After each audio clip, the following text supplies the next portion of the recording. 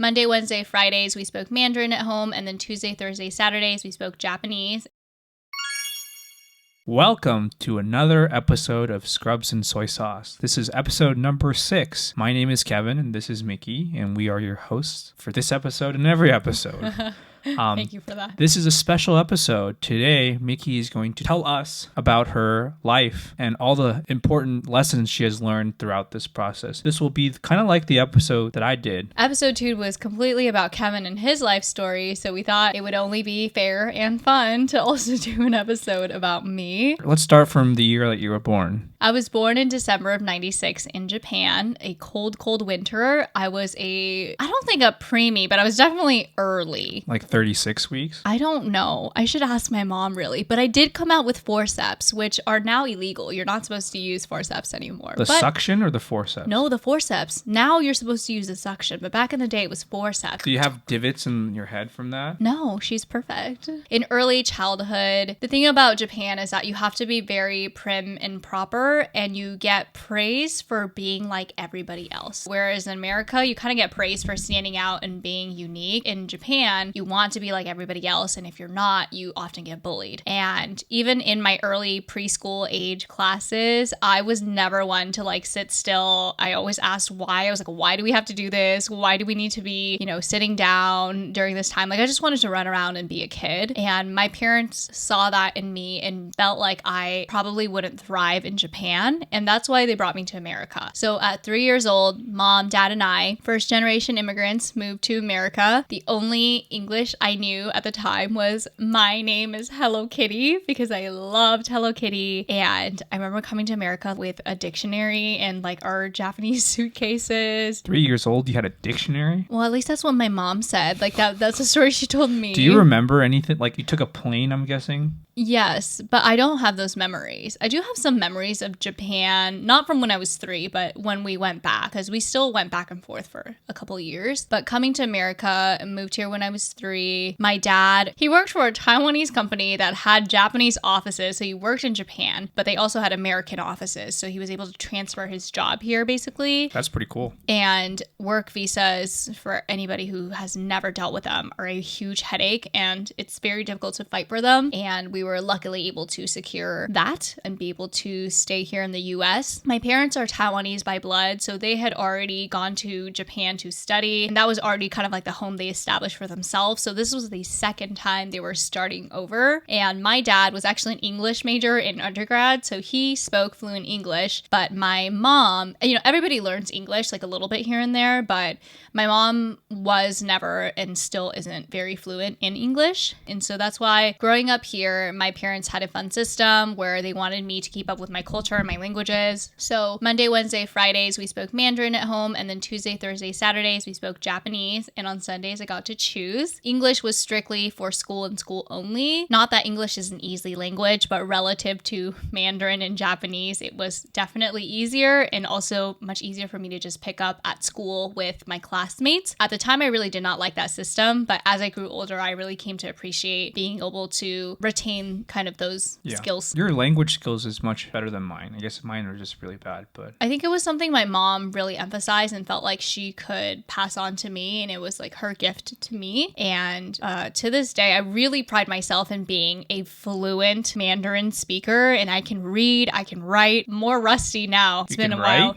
Yeah. I mean, it's been a long time since I've had to do any of that. It's a lot of typing nowadays, but I really pride myself in being able to do that still. And I hope that one day, if I have kids, like I can pass that on to them too. But I grew up in the Bay Area. This is in California, and I grew up in a city called Cupertino. If you've never heard of Cupertino, if you own an iPhone, it's your default weather app location, and the city is, I think, 80% Asian. It's 70 or 80% Asian, and so I grew up around a lot of people who looked like me, who thought like me, and I never, ever, ever felt like a minority. I was the majority, which was very interesting because almost anywhere else in the US, you would not be able to have an experience like this. And in school, school. In contrast to Kevin, I wouldn't say I was academically weak. Like, I was academically okay. I was never gifted. I was never in the accelerated classes. I was a pretty normal kid, but I turned in all my homework assignments on time and I was fast. I was very efficient. Things that people took like hours to finish, I get done in 5-10 minutes. I was just very fast. Did you have any like major hobbies, or did you do anything outside of school that was important to you? I did a lot of extracurriculars when I was little before I kind of honed in on what I liked. So I did ballet, I did gymnastics, I did soccer. Did you choose those activities, or did your parents choose them for you? I chose them, but my parents were obviously the ones to take me to the lessons and stuff. The first thing I quit was ballet because I have very little patience, and again, I'm very fast paced, and that doesn't really vibe very well with ballet. So I did much better in gymnastics. And in addition to that, every Friday night I went to Chinese school. This was 2 hours. Saturdays was Japanese school. Oh my God. Japanese school is such a beast. So it's called Hoshuko. And American school, you really don't get that much homework. You know, you can finish it in like, I don't know, under 30 minutes for sure. Japanese school, this was insane. Over summer break, you would have homework. I remember over the summers, I would have to write 10 essays, and then alongside the essays, you'd have to draw pictures, and I'd always procrastinate until the last minute to do my summer homework. So my dad would be like drawing the pictures while I'm writing the essays, or vice versa. Everything in Japanese school was like a competition. It was all these Japanese kids with these Japanese moms who are making these insane bentos, like Totoro, Pikachu, anything you can think of. And it was just a really stress-inducing experience. This is only once a week, though? No, this is only once a week. The textbooks were stacked this high. There were so many textbooks and so many things you had to buy. But I actually asked my mom if I could quit around second grade because it was truly very stressful and I didn't really enjoy it. So that's why she let me quit. And not gonna lie, my Japanese has not gotten better since that point. So Japanese is pretty good. It comes back to me if I'm around people who speak Japanese, but if I don't speak it often enough, it's definitely rusty. Anyway, so that's elementary school. I stayed in Cupertino for my entire life, and the reason people like to be in Cupertino is because the school districts are insanely good. It's one of the best in the US, and these are public schools. You don't have to pay private school tuition, but you do have to pay the house mortgage, which is probably more expensive. Middle school, nothing really special about middle school. Did you like middle school? I think I peaked in middle school. I often tell people like, yeah, I think 7th grade was like the peak of my coolness because that was when I started to do a lot of modeling and acting because in the Bay Area, it's not runway. Like New York is runway, high fashion, and LA has a lot of commercial, and SF has a lot of tech jobs. So I was getting hired for a lot of commercial modeling, commercial acting. So I did commercials for companies like Skype, YouTube. I did an Apple ad. I was on the Apple website. Who brought up doing that? Did your mom find these opportunities, or did you personally in middle school do I think that? my mom certainly helped me find these opportunities because I wouldn't even have known that they existed, but she would have never made me do them if I didn't express interest in them. I felt like I had a little bit of talent like related to it, you know? I actually started on the radio side. So I attended this class basically where they train you to be, they call it a little radio host. It's called 小小主持人. Do you have any tips for talking to the radio? Like, you're much smoother than I am. I think they just trained you how to like story tell and how to be interesting, how not to say filler words. It was really basic stuff. That was a little passive aggressive there. How not to say filler words or No, that's truly what I learned. But because I did the radio show, I got connected with some other people who were modeling and acting, and that's how we came introduced to that idea. And I surprisingly booked a lot of jobs because there are a lot of people who audition after audition and you get nothing. I mean, when you go to these auditions, so I lived in Cupertino, which was 50 minutes away from San Francisco. So you drive all the way to SF for an audition. The audition lasts literally maybe a minute or 2 minutes. They just need to like see your face and how you walk. You stand there and then you state your name, your age, you do a profile, you know, so you show each side of your face. And then sometimes they ask you some interview questions. Sometimes they ask you literally the most random things, but they just want to see how you react, how you move your body. Sometimes if it's for a specific company or they're doing a specific product, they'll bring something in to kind of mimic that and see how you would be. And a lot of the times you have no idea what the heck you're auditioning for because you're signing NDAs and they're not even like the Apple one. I had no idea it was Apple until I showed up the day of. But they do tell you how much you get paid. How much do you get paid? Was it like a good amount or? On the low end, if you're an extra on a movie set or something, it's like $8 or $10 an hour, and that's what minimum wage was at the time. And on the higher end, there are some modeling gigs where I was getting paid $100 an hour as a what? Wow. How old was I? Like 12? Does your mom have to come with you? Does she get paid or no? No, you always have to have a parental guardian, and the money, I forget what the thing is called, but the money gets deposited into a bank account that you can't take out until you're 18 years old. Okay. And it's to kind of prevent parents abusing the system, basically. Your parents can't touch it either, I guess? Yeah, not until you're 18. Oh, wow. I think. I mean, it was never like an insane amount of money or anything, but getting $100 an hour was That's crazy. Yeah. And there'd be days where there are a lot of times the call time is like 4 or 5 a.m. and I don't shoot until 5 p.m., but I'm getting paid $100 an hour for the entire day. Exactly. What cool movies have you ever participated in? Can we find you? I was an extra in My Name is Khan, which is a very epic Bollywood movie. I literally got paid like $8 or $10 an hour for that, but you can actually see my face. Like I show up. What were you doing? I was in a school scene where her son was going to school and I was one of the other kids there. So you're on the movie for like 3 seconds? No, like 0.1 seconds. Yeah, but it was fun. That's $100 worth of work right there. Yeah, it was a fun experience. Some other notable fun things, like getting to meet Steph Curry and doing the Under Armour commercial was pretty cool. Did you get a pair of his shoes? No, but all the little kids did. I was already in college. Yeah, I was already in college. What did you do? You just sat there and clapped as a background, or? I wasn't an extra technically, but I mean, there's a lot of kids there in the stadiums, basically like cheering him on. Oh. But he was really nice. He was one of the sweetest, most genuine people to have on set. So that was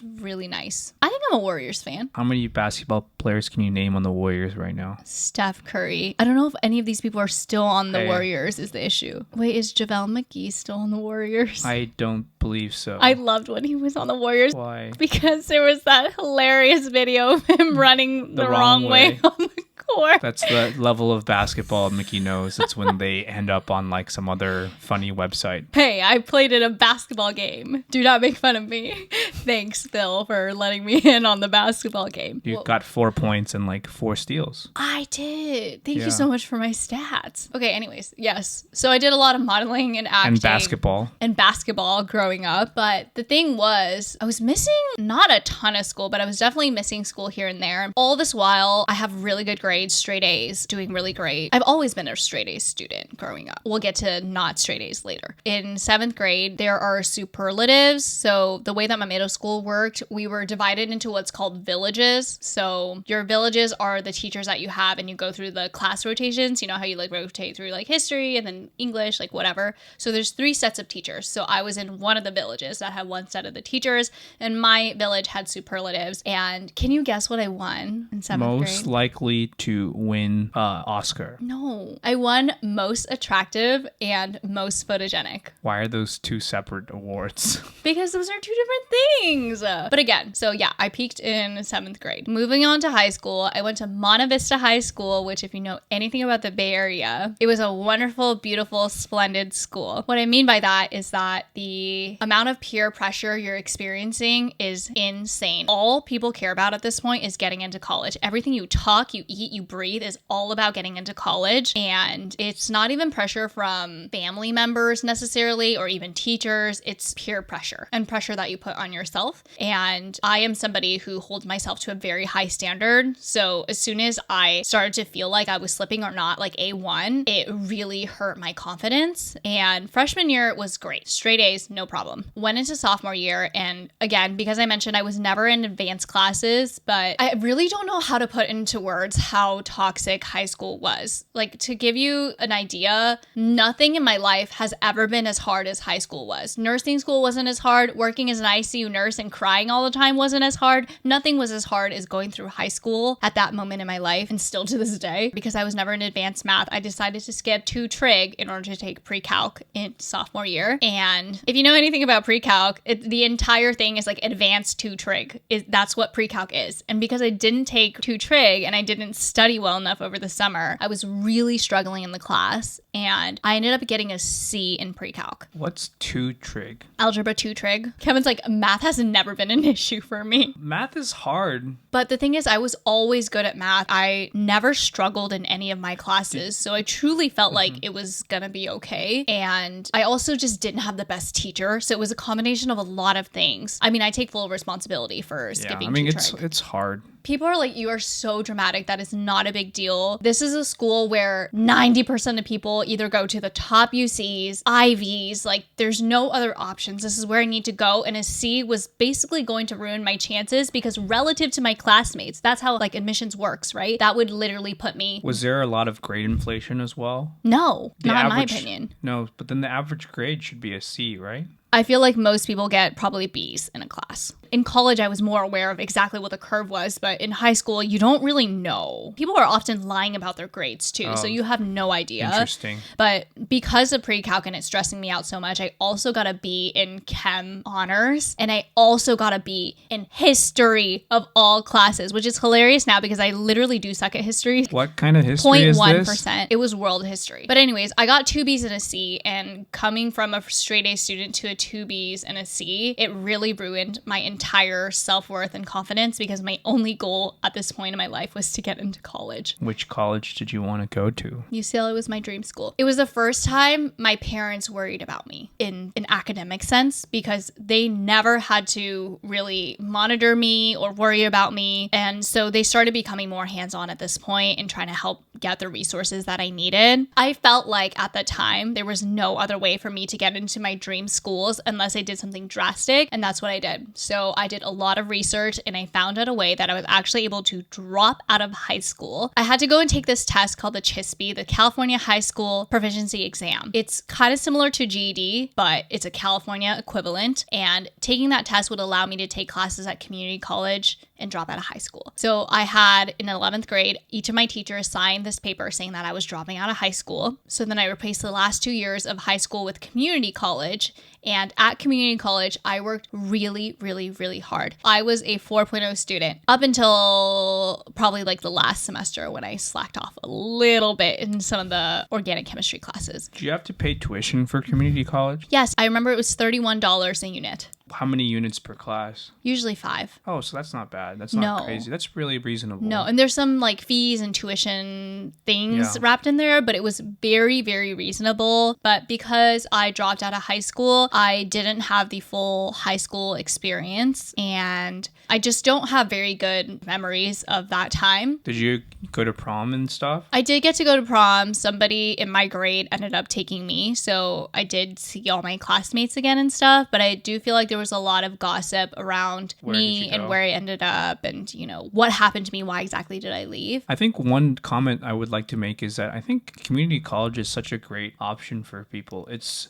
so much more reasonably priced than it was the best college decision I could have ever made, and I know that sometimes it can feel like it hurts your ego or something, but if you just put your ego aside and think about it practically and logically, it makes so much sense to do community college. I would not have had it any other way. I saved so much money in college time. In California, the community colleges have agreements with really great schools like the UCs, the CSUs, where literally if you just hit a certain GPA and you hit a certain class load, you are automatically admitted. So it's a guarantee. Yeah. I mean, you still have to work hard, and, you know, ultimately you have to learn the stuff that they teach you. Right. So I think it's a great opportunity for someone who can take advantage of that. And community college brought me a lot of opportunities that I never thought I would have had, or I simply would not have had in high school. I had the opportunity to go to UCSF for a summer and intern there, but only because my community college had a relationship with them and a specific internship for me to participate in. You got a swanky community college.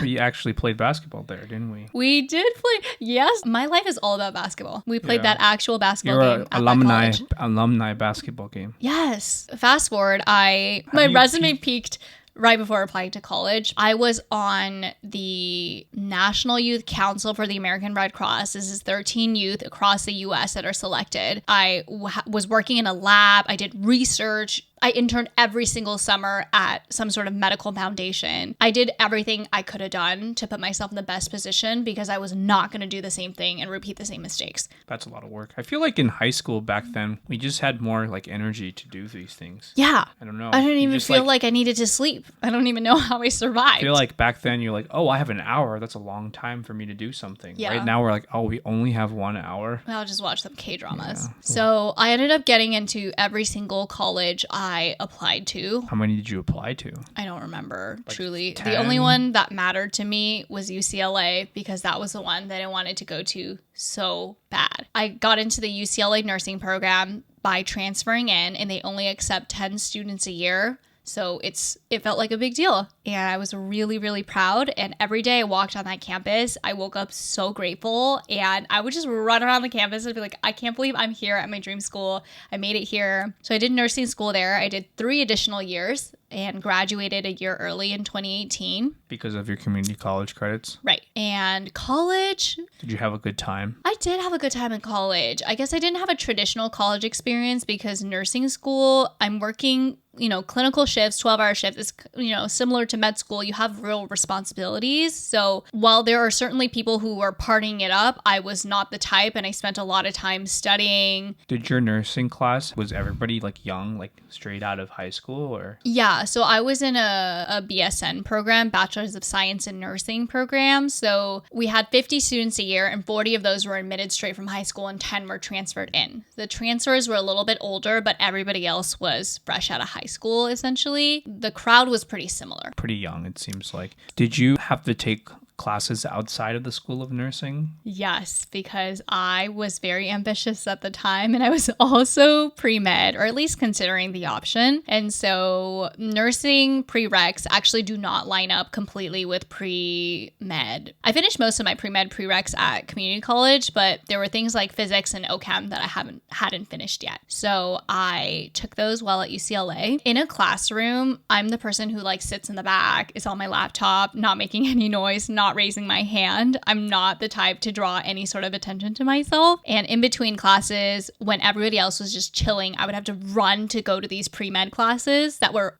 all the way across campus because the School of Nursing is detached from the main campus. My daily mileage average was 10 miles a day when I was at UCLA. Let me ask you a question. While you were in community college, where did you see your life going? I thought I was going to finish nursing school, and my motivation for being a nurse before being a doctor was that I really wanted to bridge the two professions together. I think I wanted to work on if I was a nurse first and I could see exactly how those orders were going to be carried out, then as a physician, I would have the power to be the change. It's a little naive, but that's where I thought I was going with it. People, when you're that young, being a naive is totally fine. I thought I would understand multiple levels of the healthcare system, and it would certainly help me be a better provider. I wasn't completely sure if I was going to work as a nurse for a couple years and then go to med school or apply straight. Obviously, there was a lot of factors involved in that. Mm-hmm. So I didn't have a totally clear vision, but it was my intention to attend medical school. Did you want to still go to med school? So I graduated from nursing school. I landed my dream job in the pediatric ICU. Doing the hardest thing that you could possibly do? Yes. For the first couple of months, I really liked it and I really enjoyed it. It was really challenging. And every day I walked into the unit, I had no idea what to expect or what I was going to do. And in your first year of nursing, you feel incredibly defeated because you have no idea what you're doing. Sometimes people are really mean, patients, family members. ICU, also just not an easy place to start.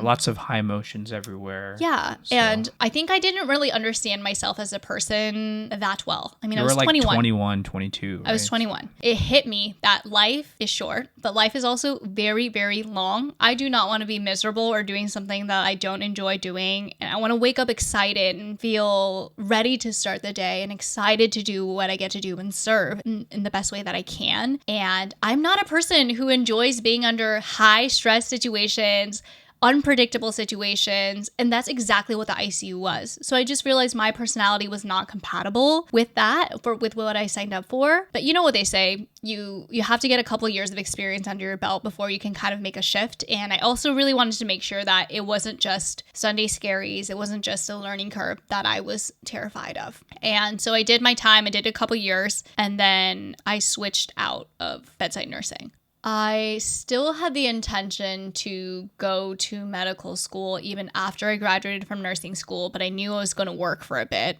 Wasn't sure exactly how long, but when I started realizing that maybe the ICU wasn't for me, and being in the ICU and watching the residents suffer day to day, like I would go home and come back and the same resident would still be there, still working, still grinding. I just realized that, you know what, maybe there's a little bit more to life, because there's a saying where, I'm not sure it's the most accurate saying, but if there's anything that you love more than medicine, you should do that instead. And for me, I had so much that I loved outside of medicine that I decided, hey, maybe it's not the best place for me to be doing this, because I wasn't ready to sacrifice everything else. In nursing school, that's when I started my Instagram and I grew a little bit of a following. I really enjoyed making educational content, and video editing was something I was passionate about even starting middle school. So that was my greatest hobby, and I was obviously investing a lot of time into it. And I felt like if I was going to go to med school, I really had to hunker down and focus on that. I wouldn't have as much time to focus on any of the other things. And this was also the time where I was starting to take bigger brand deals and making a little bit more money. The first ever brand deal I took, I made $400 from one post and a video, which sounds like a lot, and $400 is a lot, but I signed away my life for that. I gave perpetual usage,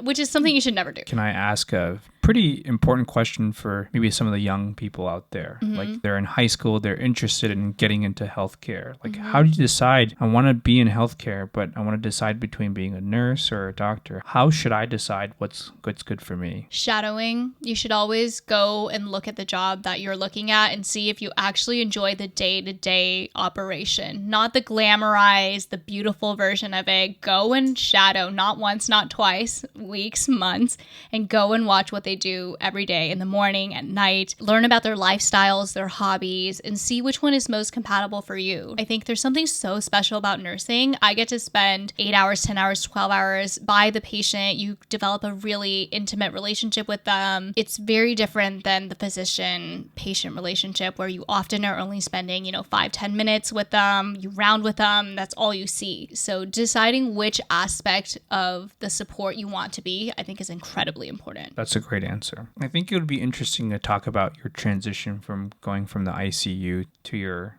current job. I guess some of it has to do with me forcing you to move to Seattle to find a different job. But circumstances aside, I think you're much happier where you are today. Yeah. And I think mental health wise, from my perspective, it's more healthy. But I want to hear from you what your thoughts are about how you've gotten to kind of where you are today. I guess I really thought about deal breakers in a job and what I definitely didn't want. And what I didn't want was working night shifts. I didn't want to walk into work and not feel like I knew what I was doing. I would prefer something where I was doing something consistently. And I wanted a consistent team that I got to work with. And all of that was more compatible with an outpatient setting rather than an inpatient setting. As a new grad, so I was working a month of days, a month of nights, a month of days, a month of nights. So my sleep schedule was messed up. My skin was breaking out, and it was a very cranky person. And I was like, I'm not ever going to do that ever again. Kevin was pretty convinced that he would end up staying in California. So I really didn't think about it too much. But when the match results came out and we found out that he was going to be in Seattle, I applied for a job or two in Seattle just to see if I would get a sign or something that I should also move with him. And one of the jobs I applied for is the job that I have now, and it's an outpatient nursing job in a specialty that I was super excited to be in. And I really didn't think I was going to get the gig because I don't have any experience in this specialty. It's very interesting in nursing that you can just swap specialties without any experience. And it's a very different skill set, like the OR nurse versus the ICU nurse versus the med-surg nurse, or the ED. There's all these different types of nursing jobs you can have. And the skill sets are very, very, very different per se. Right? And you don't really have any certification. You do have a certification. But you don't have to have the certification to be that, right? That's correct. Okay. So I decided I wanted to change and I applied for a job. I did 3 rounds of interview and I think within that week, I was offered the gig. Yeah, it was like the whole thing took less than 2 weeks. You were very happy. I was really excited about the opportunity. I was ready for change. And it also felt like a sign that, oh, maybe our relationship could work too if I moved with you. Because, I mean, residency is not a short time. If I didn't move with you, it'd be very difficult for us to still be together. I'm very grateful that you moved with me to support me in my difficult residency journey. I'm grateful that your residency showed me the sign to make a big leap, because it's terrifying making that change. I was so scared. You lived in California for like 20 years, right? Yeah. And you hadn't really lived anywhere outside of there, so... I mean, I was really scared to leave the bedside because all people tell you is that you're going to lose your skills, you're going to be less of a nurse, and... Yes, I have lost some skills, but I have gained new ones that I never knew how to do when I was in the ICU. I have new responsibilities. I sleep better at night. I treat my patients better. I am a better nurse, and I think that's far more important than anything else. And if I ever wanted to go back, I could relearn those skills. I sleep well at night knowing that. I think it's also interesting to see just like when you become more of a senior person, you become less hands-on. I think this trend is true for like a lot of different jobs. So like when you're a senior doctor, like a senior surgeon, you have maybe more administrative responsibility, leadership responsibilities. I guess the point I'm trying to make here is that when you become more important, there's bigger change that you can make more systematically rather than you being the soldier on the field, like doing the individual tasks. Yeah, inevitably. I understand your sentiment that losing some things may not necessarily be a bad thing. So I'm much happier, and I'm very open about sharing that journey because I think not a lot of people talk about it. The idea of a nurse, you know, when you see it in movies and in TV shows, it's this idea of this bedside nurse working in a hospital, but nursing is so much more than that. There's public health nursing. You could work from home. You can work as a school nurse. The opportunities are endless, and finding something that is the right fit for you is so important, especially in a time where healthcare is so incredibly short-staffed. The days are incredibly long. It is not easy to work the jobs that we work. I would hope that at the very least you enjoy it. Yeah, and we're going through more transitions. As you know, we're doing podcasts, we're involved in social media, and so our role and like I guess our input into society as per se, like our jobs is ever changing, right? We have all these crazy opportunities to work with different brands and make an impact on people's lives through such platforms as this podcast is also really important to us. And one day I would love to do an episode talking about creator and creator work because it's something I'm so passionate about, and I wake up every morning excited to do it. For all of this, I'm most grateful to my parents for bringing me here to America. And don't get me wrong, my parents and we still fight. I think we all fight with our Asian parents here and there, but I deeply appreciate all that they did and all of their sacrifices to help me be where I am today. Wouldn't be here without them and without Kevin and the Buttos who's snoring away below us. But I think everything happens for a reason. The good, the bad, the ugly. It's all brought me to where I am today, and things don't get easier, but you do get stronger. I think you have to work hard, but you have to work smart, Just because you work hard by grinding away in the ICU every day, it's not going to justify your unhappiness. I used to define success as how much money you made or how successful you are, how many things you have on your resume, and I've redefined that now as happiness. Am I happy? Am I content? Because if you are just basing yourself off achievements, it'll never be enough. Somebody will be always doing better than you, making more money than you. The grass is always greener on the other side. So finding what makes you happy and what makes you content, even if that's not what is textbook or what other people find joy in, do what's best for you. I want to end by saying that, it's been a long journey for us to get to where we are today, and we're very grateful. And without all of you guys, I truly mean this from the bottom of my heart, I could not have the life that I have today. And there's not a single day that I don't wake up grateful. And in real life, we have very few friends. We're both pretty introverted. We stay home a lot. So having internet friends and people that we feel so close to has felt very special to me. Well, perfect. And that's a wrap on this episode. We will see you guys next week.